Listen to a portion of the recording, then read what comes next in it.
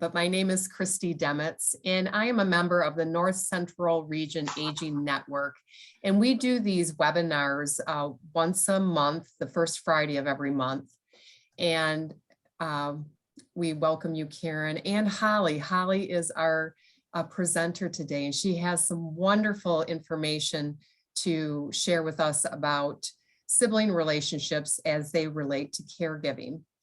One of the things I'm going to do and ask people that are attending if they would please fill out the demographic information. I just put the link into the chat box, and that helps us with our reporting. As you know, if you are a cooperative extension employee, you know how all that data works. So I'm going to turn it over to Holly to have Holly introduce herself. And welcome, Holly. And Amy. Thank you. Thanks for the opportunity, Christy. I have worked for Extension for 20 years. The first half of it over in the eastern side of the state in Saginaw. And then the second part of my career is over in the Grand Rapids area or Western Michigan. And my area of expertise is social emotional health. I do a lot of classes on mindfulness and anger management, powerful tools for caregivers, and just building, improving people's ability to deal with stress and anger, and improving relationships is really one of the goals. And a little background on this module. I did some articles based on some extension stuff, because when we do articles, we always look at what's extension already written. So a lot of this stuff comes from extension colleagues, but I did this in 2016. And since then, when I wanted to do an actual presentation on it, people have retired, and we've really had a hard time finding the original authors of these things. But I'm hoping that today, one of the things that you'll do is you'll be excited about this module, and you'll say, hey, I know so-and-so who's doing research on this or has done some modules on this, or here's a really great article. So that's kind of what I'm hoping today, is to give you some exposure into this fun, I think it's fun, topic, and hopefully get you excited and wanting to join. And I see people are joining, so I'm just going to keep like ad-libbing, blah, blah, blah. So if you want to, before we get started, unmute yourself and just tell me what state you're from. Or introduce yourself and tell me what state you're from. I can go first because I didn't introduce myself to everybody. So again, my name is Christy Demetz, and I am a colleague of Holly's at Michigan State University Extension. I'm also a member of the North Central Region Aging Network, and the network provides these webinars once a month on the first Friday of the month. And so Holly has graciously agreed to present today. So I'm going to ask Karen to go ahead and introduce herself.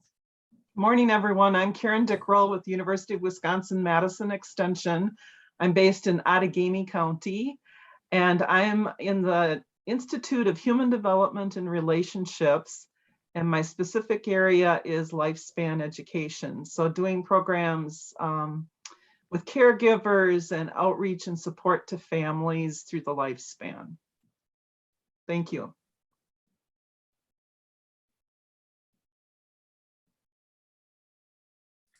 Amy, do you mind going next? Sure. Sorry, I'm kind of in a busy open office, so I might be muted or blank screen for a little bit. I am actually new to Kansas. I'm at Kansas State University in the Center on Aging. I work with Erin Yelland, I'm sure some of you are familiar with. I recently finished my PhD at Colorado State University, so my extension work was mainly focused there. I'm kind of transitioning here to Kansas, and am an assistant professor here, really focused on community-based practices and being connected with extension. Most of my work is with family caregivers, so I've done a lot of powerful tools for caregivers and some kind of adapted programs with that. So Cool. Thank you, Amy. Barb. Hi, I'm Barb Ballou. I'm Human Development Extension Specialist with Purdue University, so Extension. So I'm on campus and oversee our statewide programs related to children and families. So I cover the whole lifespan. So I say it's from conception to grave. So anything related to families. And I'm also on the North Central Region Aging Network team for the North Central region. Thank you, Barb, and welcome. And Kristen. Hi, everybody. I'm Kristen Miller. I'm from University of Missouri Extension, and I co-lead our Falls Prevention Initiative with MU Extension. I'm also a new member of the North Central Aging Network with my co-partner in crime, Kelsey Whitesoul, who I believe was going to join us later, but if not, no big deal. So, yeah. Great. Thank you also for introducing yourselves. It's nice to meet all of you. I know I did, and now I can't think of it. Oh, NELD a few years ago in 2015, I think it was, maybe it was 2016. So I know a couple of people from your places. I know Bradford Wiles from Kansas. He's one of the ones that sticks out with you. You never forget Bradford once you meet him. So I don't know if you know him, Amy, or not, but you should. He's in the early childhood development department. And so that's about all I can remember right now. So I'm going to go ahead and share my screen and we can get started. And I need to pull up.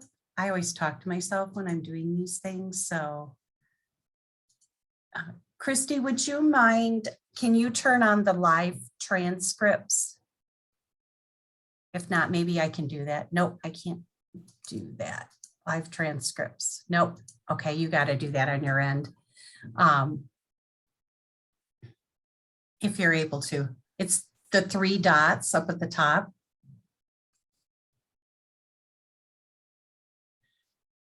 Okay, so the topic for this presentation is the importance of adult sibling relationships and your caregiver journey.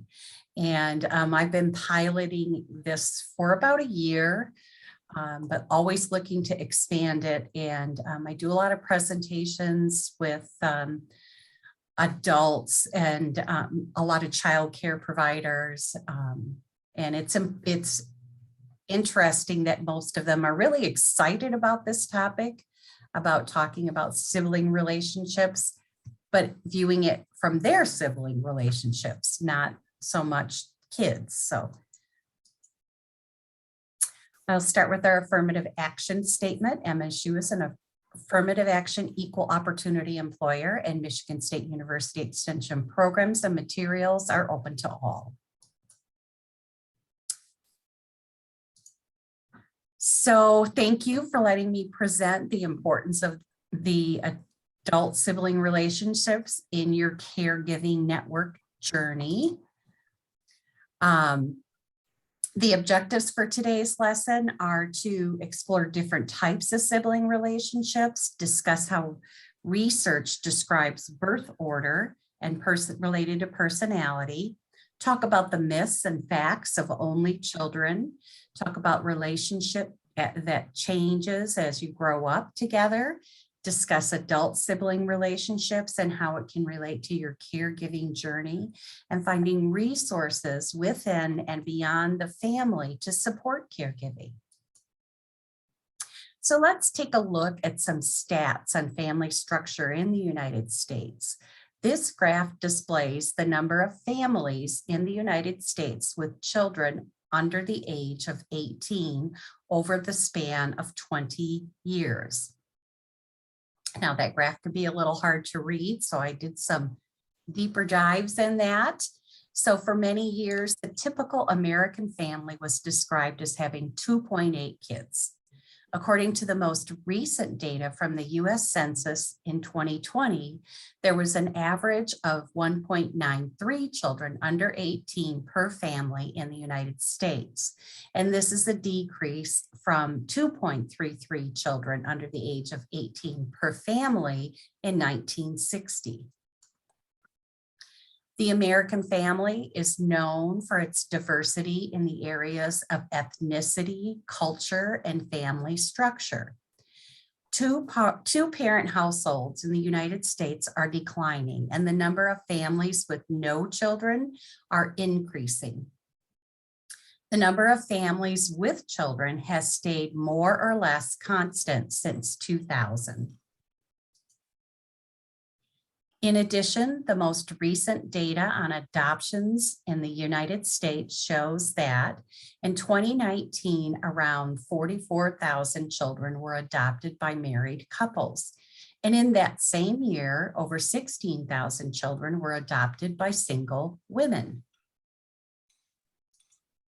So now that we've given a little bit of an overview of family structure as it is today, let's talk about the different types of siblings that might exist in those families. So there are full siblings, half siblings, step siblings, adoptive siblings, and fictive siblings. Those are the ones that are intentional siblings, like maybe your brother from another mother or your sister from another mister, or those really close friends that you consider to be family members. Can you think of any others? And if you can go ahead and share them in the chat box. What are the type of categories would you consider siblings?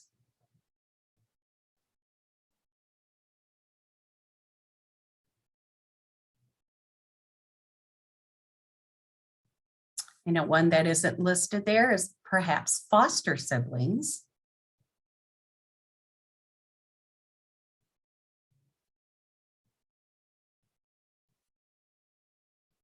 Oh yeah, somebody mentioned that they work with grandparents and other kin raising grandchildren. So lots of blended families.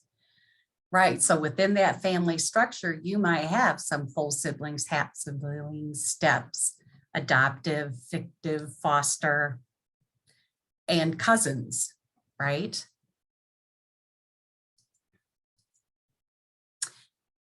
So according to North Carolina Cooperative Extension, in an article on siblings, there are 5 types of sibling relationships based on involvement.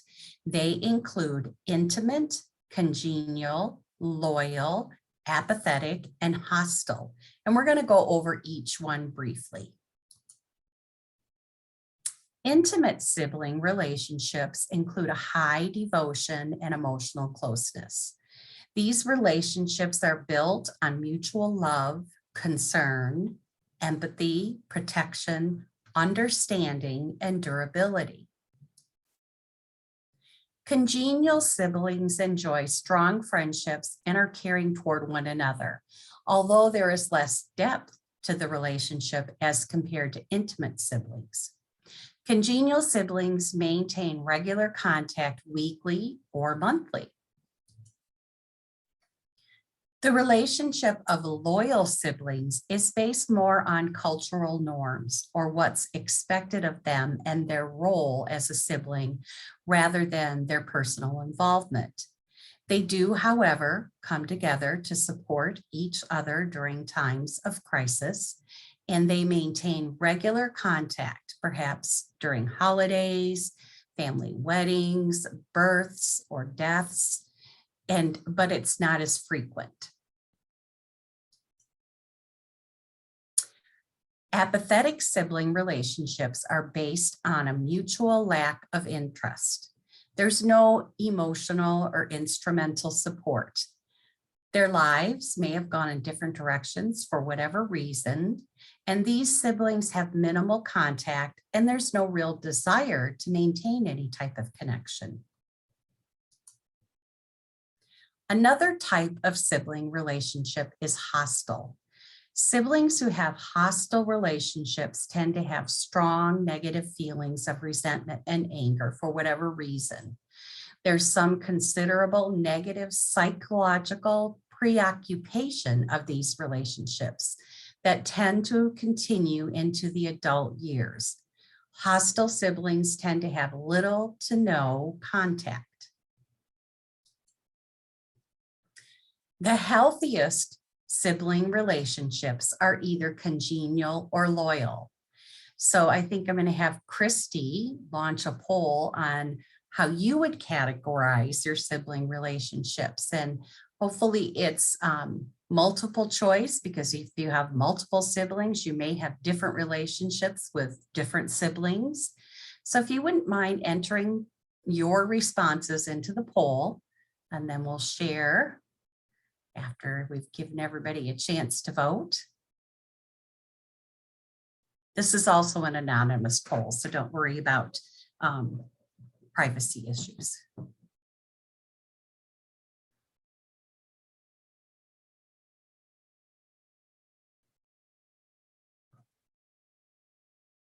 Okay, got about 83% participation. I'll give it a couple more seconds.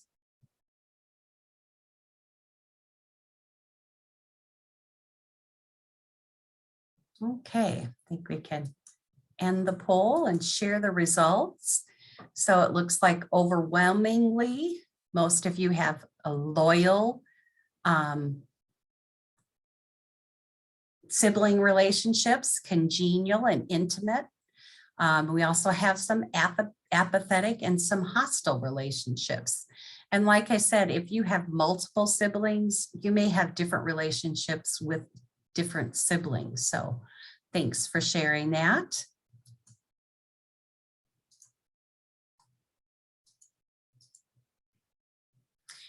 Researchers, including Stocker and colleagues in 2020, reported that sister-sister relationships remain a constant, strong bond throughout life. So consider yourself lucky if you have a sister. Even brother-sister relationships are reported as strong and supportive. This has been somewhat attributed to a female's emotional expressiveness and a traditional role as a nurturer. There are many theories that refer to birth order and how it affects sibling relationships, behavior, and personality traits. Before we explore those, let's do an activity called the Birth Order Questionnaire. This questionnaire is on a secure site and it's only visible to you. Christy, do you have that Qualtrics survey that you could post in the chat box? I do not, but I can quickly type it in there. I think I have it. Let me see where my links are. Give me a second to pull it up.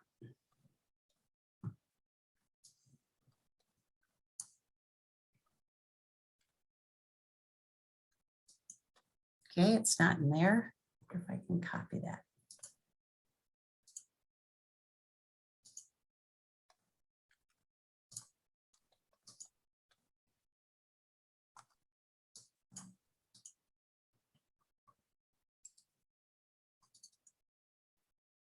Okay, so I just posted it in the chat box. Oh, thank you. You're welcome. I'll stop looking for it then.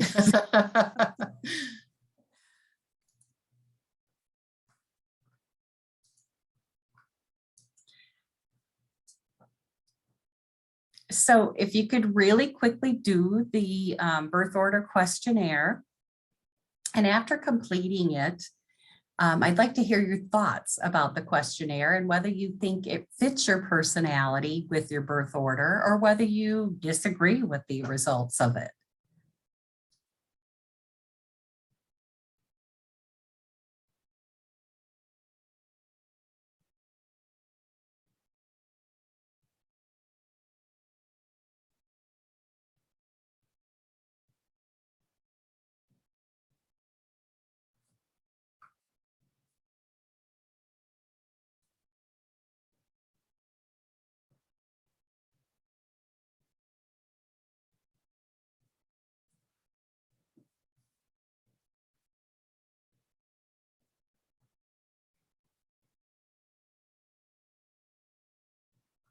And while we're waiting for that, we're going to just go on and talk about the description of birth order. So older siblings tend to be reliable, structured, and can be somewhat controlling. This is in part due to the fact that they have new, inexperienced parents who parent by the book with an intense focus on every detail of child rearing. Firstborns also are more apt to be overachievers and perfectionists. When I reflect on my own siblings, my oldest brother is reliable and structured, but I don't see him as controlling or a perfectionist. So in our family, that might not be the case. Although my mother always said that the first child is the experimental model. You make most of your mistakes and you learn the most. Middle children seem to get somewhat lost in the shuffle. They are in either spot of the coveted firstborn or the doted on baby of the family. They pick up pretty quickly that parental attention is usually elsewhere, either on the youngest or the oldest. Therefore, they tend to be people pleasers, peacemakers, and they thrive on friendships. They can be more rebellious, perhaps, as another way to stand out in a crowd. I only have 2 kids, but my son, who's actually my oldest, used to complain that he was a middle child because he said I paid most of my attention to his little sister and his dad. I'm not sure that's an accurate picture, but I think he really wanted to be an only child. Last-born children tend to be free spirits due to the fact that their parents have mostly figured things out and tend to be more relaxed in their parenting style. I can attest to that, to being the 8th out of 9 children. Therefore, last-borns are more fun-loving and outgoing, and they can be self-centered and avid attention seekers. So let's review some of the myths and facts of being an only child. Only children are not any more spoiled, antisocial, or lonely than children with siblings. And when you hear the words only child, what sorts of characteristics come to your mind?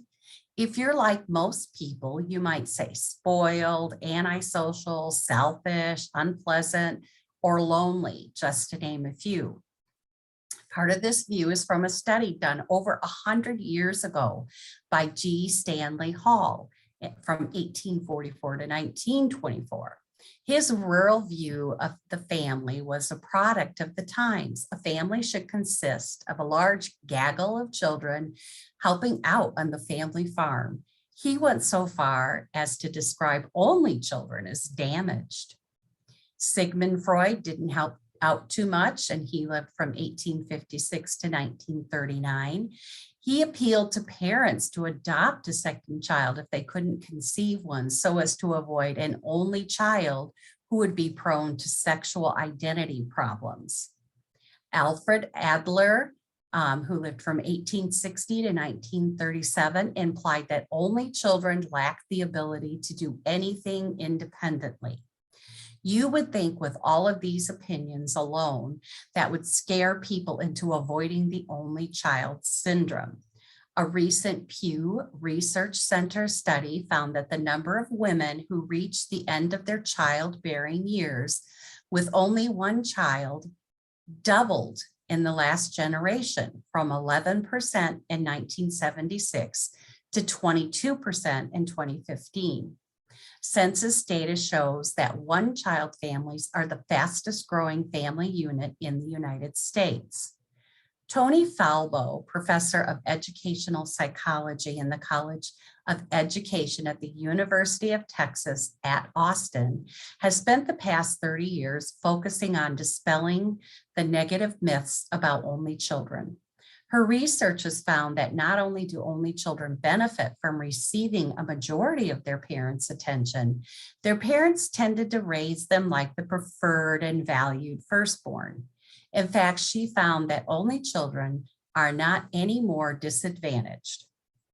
According to Falbo, Only children have the following positive characteristics as compared to children with siblings. Sorry about that. As compared to children with lots of siblings. So they tend to be have higher self-esteem, they're good students, they have higher academic achievements, they score higher on verbal ability, and they have higher achievements as adults. So I'm going to take a pause here and see if anybody would like to share in the chat box, whether you did the quiz or whether you didn't do the quiz, share where your birth order falls into, and if you think any of those descriptions ring true to you or don't ring true.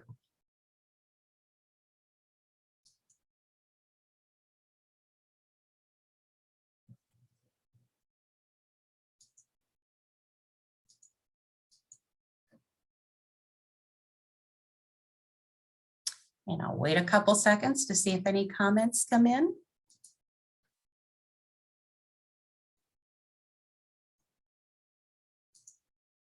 We got second born, kind of true. First, yes, most ring true. Firstborn, some things don't apply. Some do, some don't. Yeah, and I think it can vary in families, depending on the space between the years between siblings.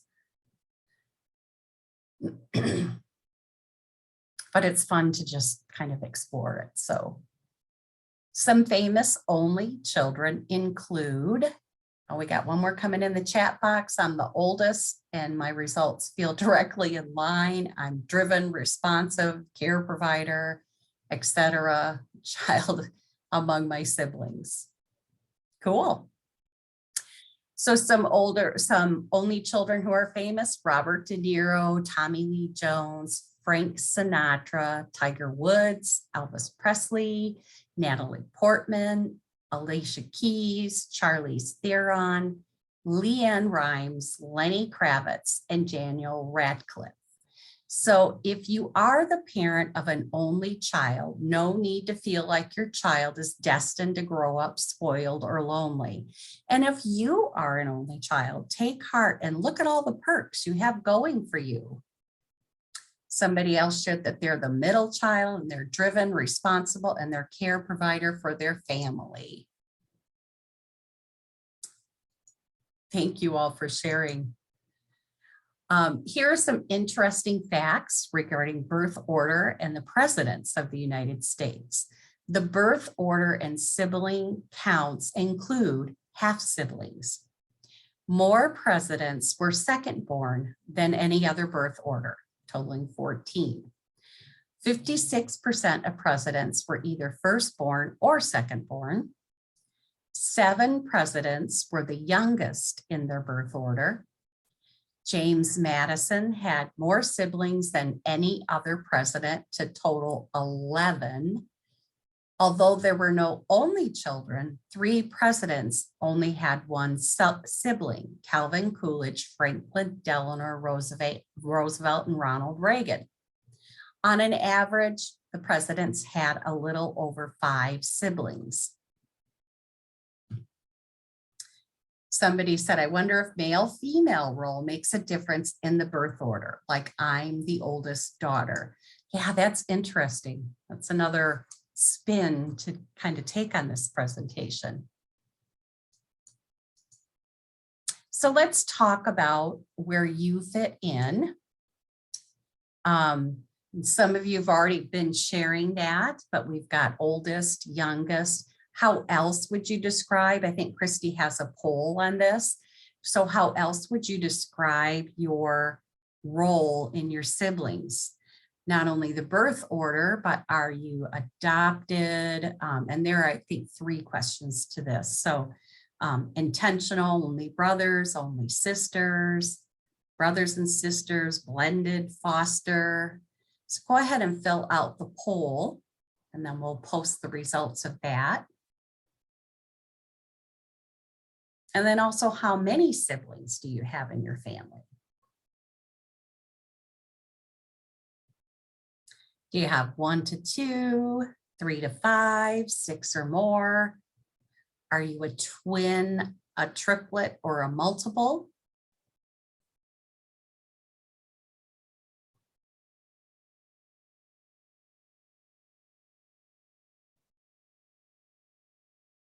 Give it a few seconds for people to catch up on the poll. And if you can't see the poll, it's also perfectly fine to post your responses in the chat box, however you can communicate.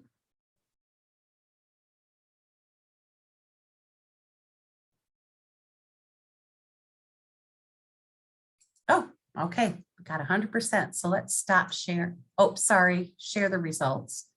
I think Christy already did that. She's ahead of me. So birth order, we have mostly oldest and middle. Interesting, we don't have any youngest. Let's go to the next question. So 2, how would you describe your family siblings? We've got some steps, some blended, only brothers, only sisters, and brother and sisters.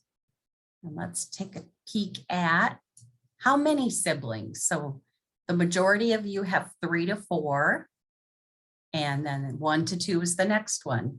Don't have any huge family in this particular session. I would be checked. I already told you I'm the 8th out of 9 kids. So don't see that too much these days. All right, thanks again for sharing. One thing you can rely on is that people change as they age, and so do their relationships with siblings. Having a clear understanding of healthy adult sibling roles starts with re-evaluating what the existing relationships are. So if you're always considering your a middle child and your older brother or sister is bossy and the younger brother or sister is spoiled, when you're an adult, having some healthier reevaluations of seeing that sibling as a person with their own adult needs and capabilities and talents and things like that. So some look at a sibling relationship as an hourglass effect, very close in the early years and slim to none in the teen and early adult years, then growing closer as the years go by. As people age, they seem to grow closer to their siblings and have less conflict. One of the things that tends to bring siblings back together in later life is the need to care for aging parents.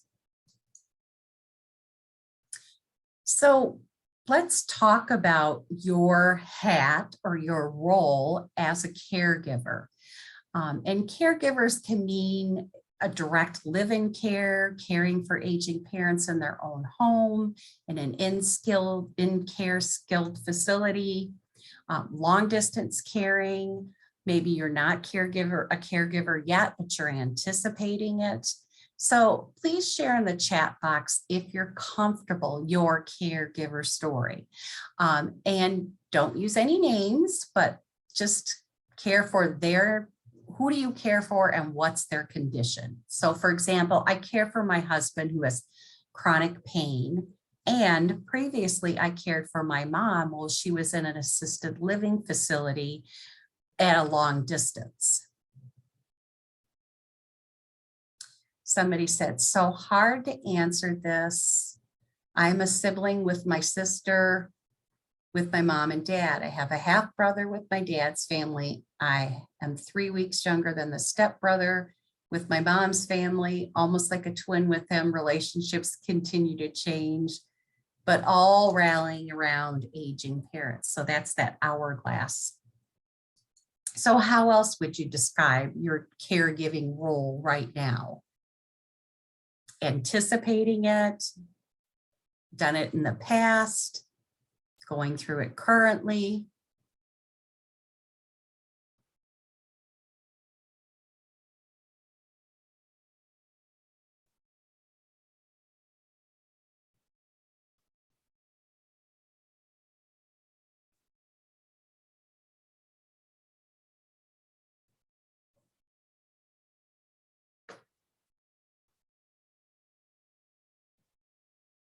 Okay, I'm waiting for responses to come in, so I'm going to go on to the next slide and we'll catch up. Oh, see, as soon as I say that, somebody finally post. Okay, let's see. My husband and I will be the primary caregivers of our aging parents on both sides when it gets to that point, hopefully not all at the same time. Currently, we are the closest to my parents. My 3 siblings live out of town, and we have a better relationship with his parent, an older sister. Parents in the past 5 years, both have passed away. I'm so sorry to hear that. And that we're now reestablishing how we function as a family of siblings that live at a distance. Somebody else shared that they care for their grandmother during the middle stages of Alzheimer's disease, provided care for her father during the prior year to his death. And after his death, I cared for my mother as she struggles with mental illness. So this caregiver journey can take a long time. And I do this presentation with people of different ages. And some of the younger generation haven't even begun to put that on their radar that they may be a caregiver in the future. Oops, sorry, I skipped a slide. So the pressure of the responsibility can lead to frustration and conflict at times. Sometimes it's because it can be hard to face the reality of a parent's failing condition, which brings up their own fear of losing their parents or facing their own mortality. More often, the sibling that's taking on the majority of the care may feel resentful of an uneven distribution of caregiving duties. Other siblings may feel left out and not kept up to date on things. And conflicts happen when siblings disagree on their perceptions on what their parents' needs are. For example, moving to a nursing home or remaining in their own home. It doesn't help that, especially in high conflict situations, siblings get stuck in those childhood roles, as I mentioned before. So, for example, the youngest needs protection and might get too upset if they hear bad news about our parents, or the oldest has the most responsibility, so they should be the ones to organize everything and take on the burden. This can lead to resentment and tension and unfair sharing of family responsibilities, especially if you share the care of aging parents. It can again help to take a fair and realistic look at your own siblings as they are now, with adult responsibilities and capabilities. Ask yourself if your current expectations or perceptions are accurate or outdated.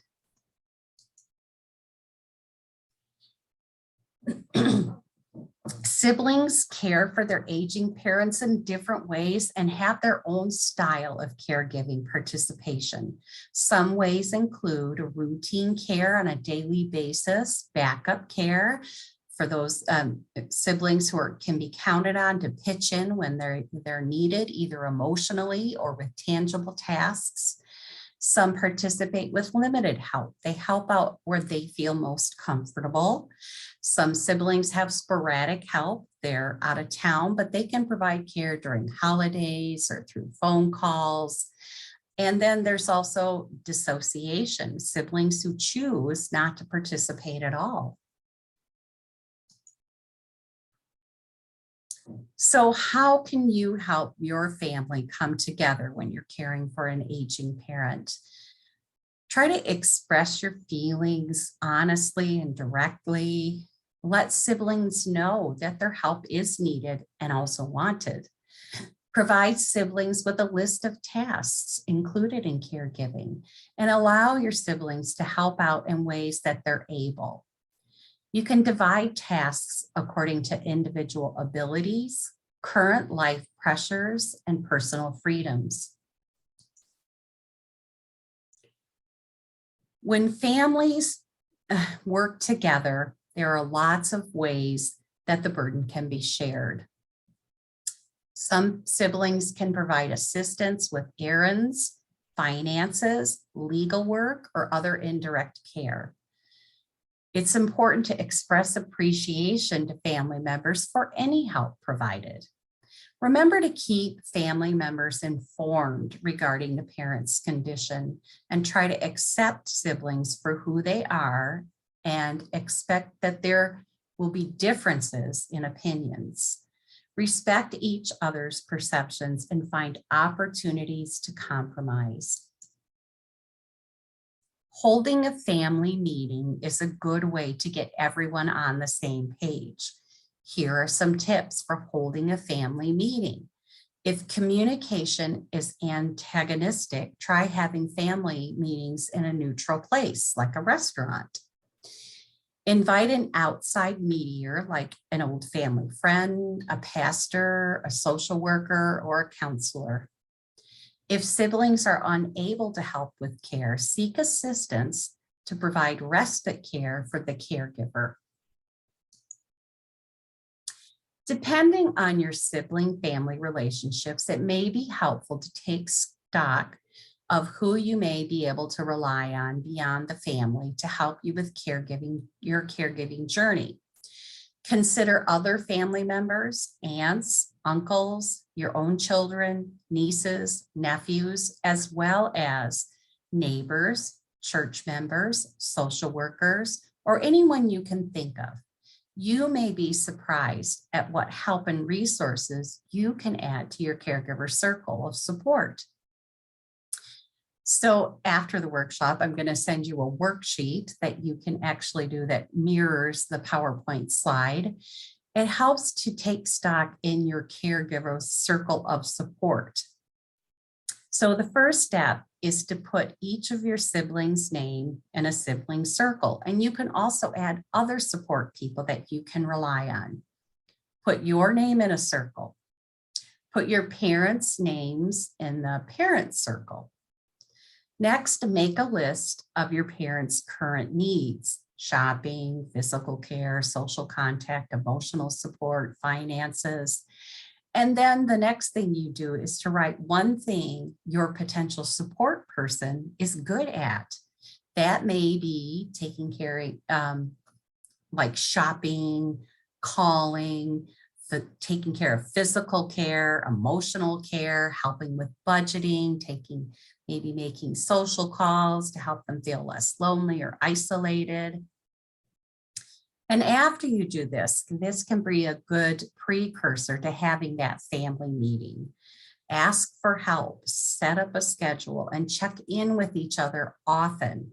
Everyone should have a backup plan or person because life happens. Also, it's important to find local resources to help you with any gaps that family cannot help with. So in conclusion, relationships with our brothers and sisters can enrich our lives as we age. And nurturing these relationships later in life is important, as they may be our strongest and longest surviving support system. So I'd like to close with a quote. Family is family, whether it's the one you start out with, the one you end up with, or the one you gain along the way. Author unknown. And just as a side note, that is a family picture of my family at one crazy Christmas gathering.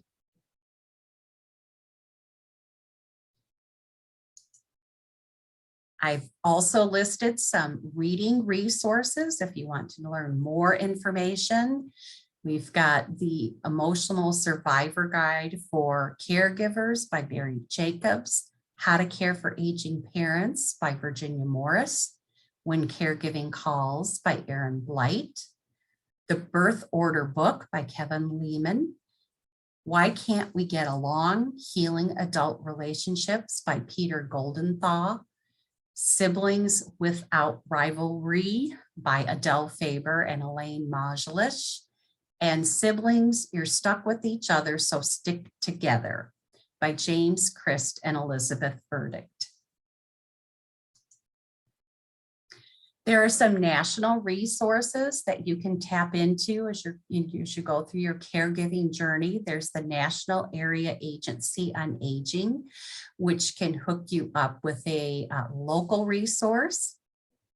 And then also the Alzheimer's Association. Again, it's a national website that can hook you up with local resources. Any others that you can think of and you can post them in the chat box.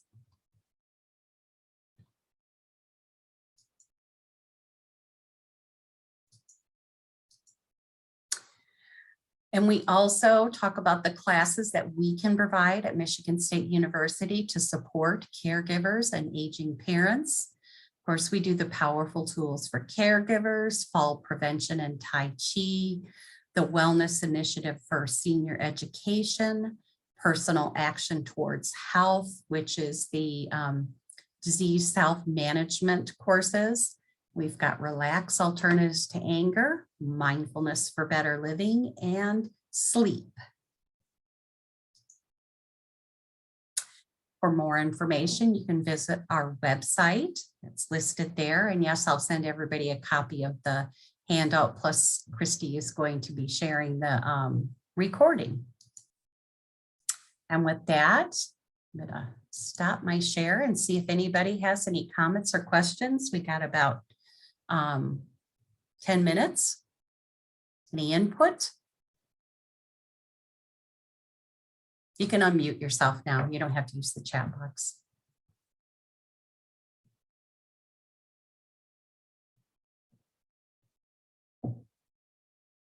Also, anybody interested in adding to this module or taking it on and putting in some more of your research and information into it?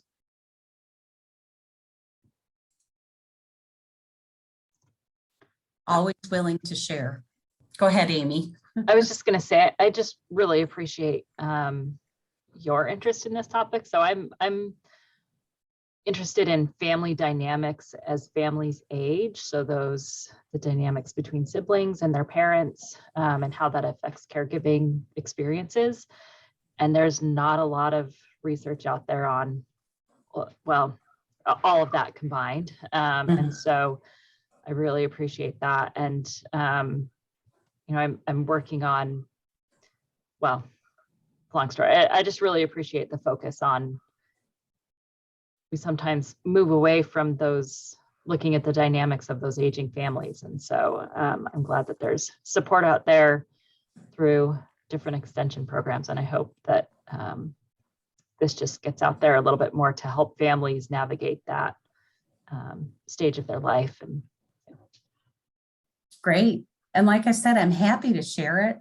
You know, if you want to adapt it and add stuff to it. And if you do, just share it back so I can expand on it too.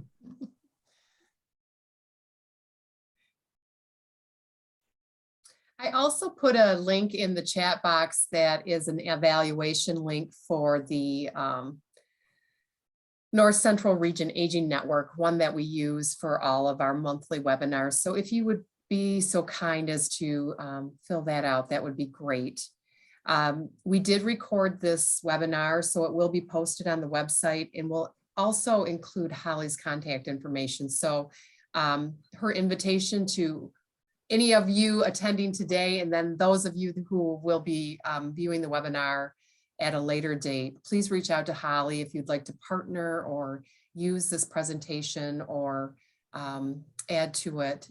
She was really excited about this opportunity to expand this topic out to even more people that are interested in this caregiving and adult sibling relationships. I think one of the other things I'm starting to look at too is how parents set up those relationships. You know, so doing some more research and thinking about the other side of it, you know, like how do you as a parent improve your sibling relationships? I mean, you know, there's going to be sibling rivalry. And Karen, did you have something to say to that? I'm sorry. Oh, I thought you were ready to talk. Sorry. Oh, no. I was So, looking yeah, at, I mean, my research, like, I also am an incredible years teacher classroom management trainer. So I've done a lot of work like with Carolyn Webster Stratton and her theories on, how parents need to take an active role in sibling rivalry, helping their kids get along. It starts early, those relationships that are set up. And then my mom's, go ahead, Karen. go ahead, your mom. My mom always said that sibling rivalry wasn't a bad thing because if they're fighting for your attention and your love, they feel loved and they want your attention. So that's not always a bad thing, but. And with sibling rivalry, we learn conflict and we learn resolution. So those are all good life skills over the course of time as well. So yeah, it's not all bad. No. I'm trying to do two things at once. I was going to do the evaluation, but one thing I did mention way at the beginning before others came on is a group that's here started in Appleton, which is called Wisconsibs. And I think they're going national, and it's for families with children of special needs. So looking to the future of who and how those siblings are going to be cared for. And sometimes all the attention goes to those special needs family members. So that was part of the concern when this was established, but it was also looking at long term. So after the parents are no longer in the picture, who's caring for those siblings with the special needs? So Harriet Redmond is the director of that organization, and they've done things statewide, but I think they're also looking to be national. So it's a whole different aspect of siblings and the roles and responsibilities that is sometimes complicated. Yeah, because that sibling will also be more than likely a caregiver. Right. A couple of my participants have mentioned that, can you tell us anything about sibling? I have a special needs brother. I have a special needs sister. Mm-hmm. So I would love it I hope they go national. I would love to pick up on topics to present to people. Mm-hmm.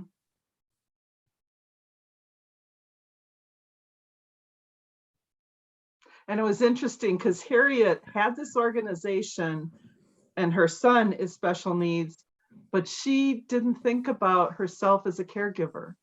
And that's oftentimes a challenge that we run into, I think, as well, that people that are doing caregiving for their family members think, well, that's my role as a mom, or that's my role as a spouse.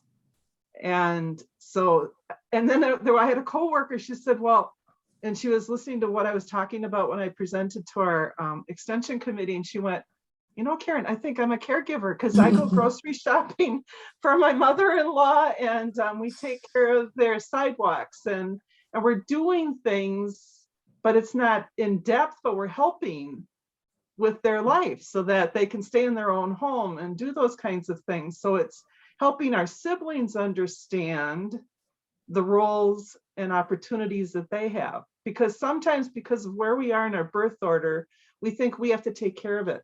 Or because we're the woman. That's why I asked about the gender stuff. Is it because the women feel that we have to be more nurturing? I know that's not where we should be going, but that sometimes, well, you're the oldest daughter, so you should be doing this. And so it's breaking down some of those kinds of myths and helping people understand that we all have a role and a responsibility. And maybe it's not going to be done perfectly like you would have done it had you done it, but it's being taken care of.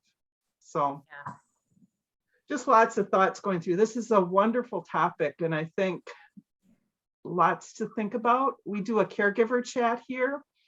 And so once a month we have different topics. And I think this would be an interesting topic to talk about with the caregivers, to think about where they are in their birth order And, how are they tapping their own siblings, but then also if they're caring for their spouse, how are their children involved? Mhm. Yeah.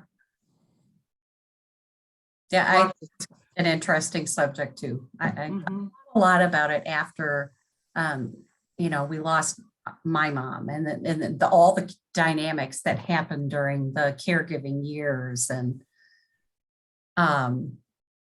it just fascinated me, one time somebody made a comment about, it's like when a crisis happened, we all lined up like ducks, oldest, middle, youngest, and everybody was just like, it was like we were 10, 11, and, 7 all of a sudden. Mhm. Mhm.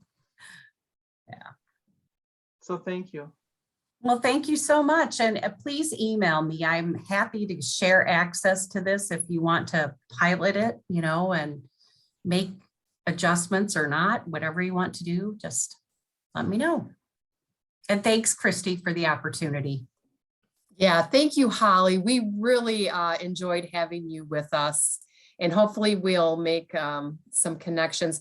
Holly, can you put your email in the chat box so people can copy it and then reach out to you if that's something that they are interested in doing? There you go. Thank you, Holly. So Holly put her email in the chat box if you want to reach out to her and partner or just have other questions or ideas. She's very easy to work with. Thanks, Christy. So are you. So if you don't have anything else, have a great rest of your day. Be ready for the next webinar, which is in January. It is January 7th, I believe. So look for that information. It's always 10 Central, 11 Eastern. So you're welcome to attend. Thank you, Christy. Thank you, everyone. Have a great rest of your day and a great holiday season. See you next year. Thank you.